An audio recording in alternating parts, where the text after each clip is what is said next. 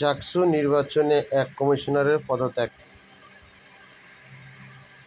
জাহাঙ্গীরনগর বিশ্ববিদ্যালয়ের কেন্দ্রীয় ছাত্র সংসদ জাকসু নির্বাচন কমিশনার মাহরুহি সাত্তার পদত্যাগ করেছেন।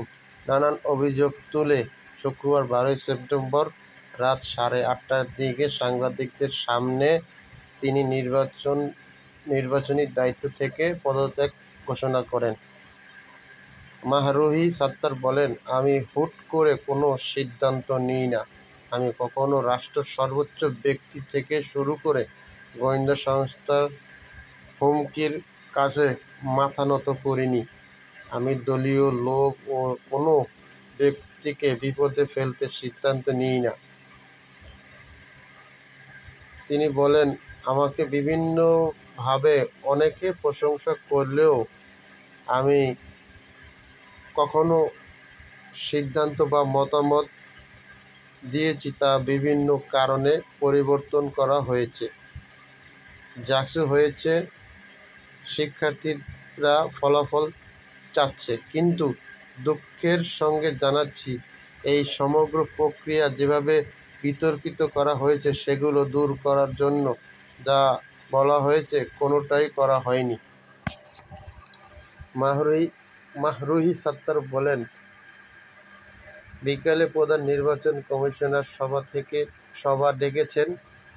সবার মাঝে আমি নামাজ পড়তে গেছি। এসে দেখি ভোট গণনা শুরু হয়ে গেছে। আমি বারবার বলেছি যে অভিযোগ উঠেছে সেগুলোর দিকে দৃষ্টিপাত করে আপাতত গণনা স্থগিত রাখা হোক। অভিযোগগুলো নিরসন করে শিক্ষার্থী ও সারা দেশ যেভাবে চেয়েছিল সেদিকে আমরা এগিয়ে যাই, কিন্তু আমি তাতে ব্যর্থ হয়েছি। এই ব্যর্থতা আমাকে গতকাল থেকে পীড়া দিয়েছে। এর জন্য আমি এখন বাধ্য হয়েছি। তিনি আরও বলেন, আমি অনেকগুলো অনিয়ম দেখেছি, অনেকগুলো মারাত্মক ত্রুটি দেখেছি। সেগুলো নির্বাচন